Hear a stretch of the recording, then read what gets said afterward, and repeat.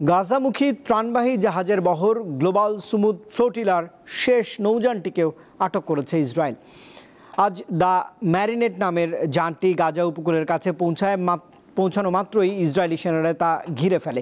এদিকে ফ্লোটিলার আটক অধিকার কর্মীরা অনির্দিষ্টকালের অনশন কর্মসূচি শুরু করেছেন। ত্রাণবাহী নৌবহরে ইসরায়েলি আক্রমণের প্রতিবাদে বিভিন্ন দেশেই বিক্ষোভ অব্যাহত রয়েছে।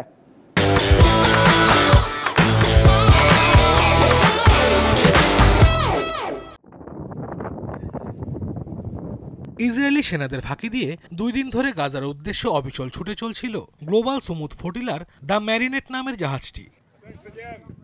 ইসরায়েলি বাহিনী এই বহরের সবকটি জাহাজ জব্দ করলেও ধরতে পারেনি ম্যারিনেটকে। কিন্তু শেষ রক্ষা হলো না। শুক্রবার সকালে ভূমধ্য সাগরের আন্তর্জাতিক জলসীমা থেকে গ্লোবাল সুমুদ ফ্লোটিলার মূল বহরের 44টি জাহাজের সবশেষটি আটক করে ইসরায়েল।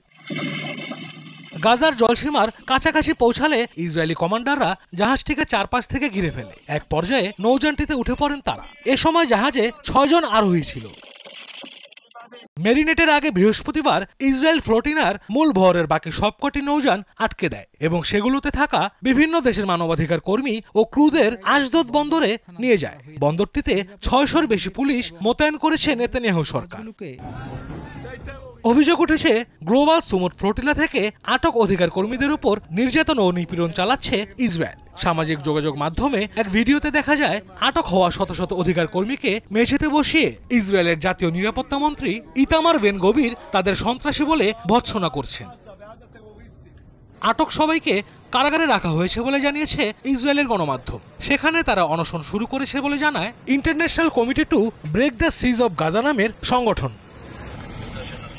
গ্লোবাল সুমুদ ফ্লোটিলার বহরে বাংলাদেশের অধিকার কর্মী ও ফটোগ্রাফার শহীদুল আলম সহ 44টি দেশের 500-র মতো আরোহী ছিলেন। তারা ত্রাণ নিয়ে দুর্ভিক্ষের কবলে পড়া গাজায় যাচ্ছিলেন। এদিকে ইসরায়েলের এমন কর্মকাণ্ডে ক্ষোভ জানাচ্ছে বিভিন্ন দেশের মানুষ।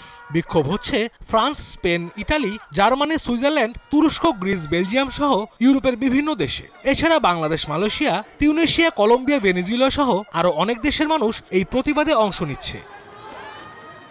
আশরাফ শুভ, দীপ্ত, বার্তা কক্ষ।